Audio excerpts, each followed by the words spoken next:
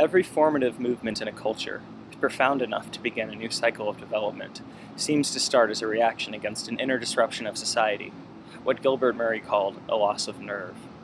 Almost overnight, the familiar life that people have lived becomes meaningless.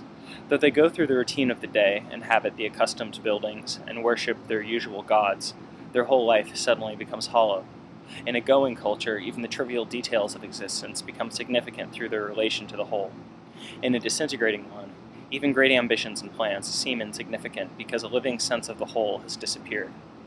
At that moment, speech becomes da-da. Once dynamic leaders become dangling puppets.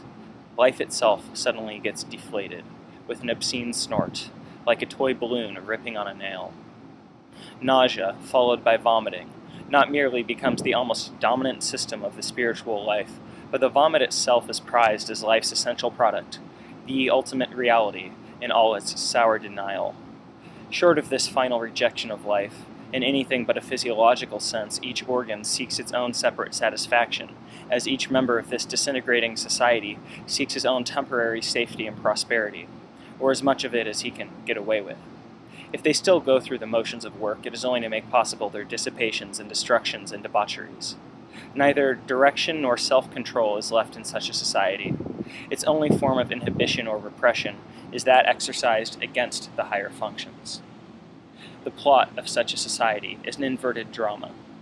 It begins with the murder of the hero, and successively mutilates, tortures, or exterminates every subordinate character. Boasting his decapitation, modern man parades like a figure by Dali in a blasted landscape, kicking his own head before him. The raw id, like unscreened energy, is fatal to what is specifically human. The new barbarian, with not even an animal's life plan to guide him, must debase even his animal functions. So Hitler and his accomplices invented new mutilations of the human body in order to defile the spirit more effectively.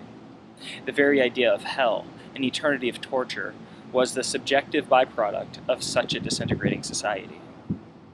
Emerson's estimate that one half of man is expression becomes even truer if one realizes that this is mainly dramatic expression.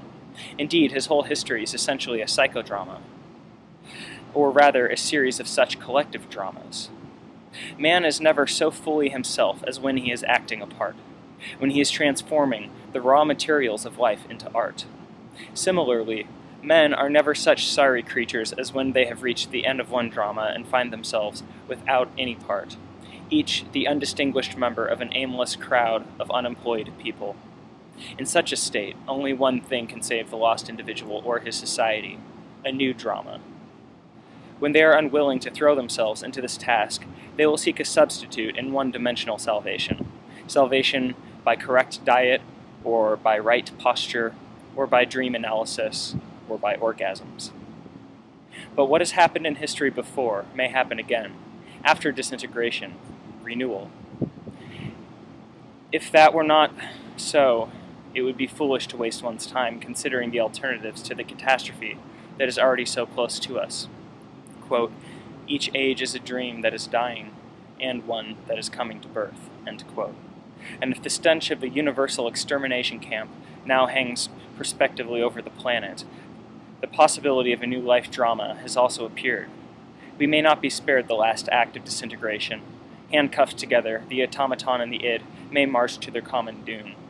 But already the script for a new play, or at least the synopsis, has been written, and the new scenery and props are already in the wings. We have now, as a means of survival and a prelude to our further development, to throw ourselves into a new drama, in which elements of the human personality that have been repressed or mutilated by older institutions will form the core of a new synthesis.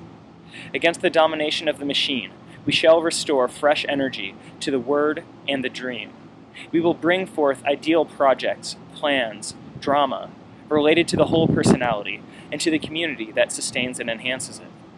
Whereas the mark of the machine age was the dehumanization of man, the new age will give primacy to the person, so that ethics and the humane arts will dominate politics and techniques.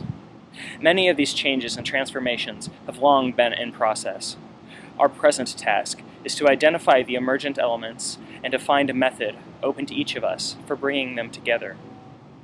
In this process, much that is merely new, we must be ready to reject. and much that is old will still prove of service.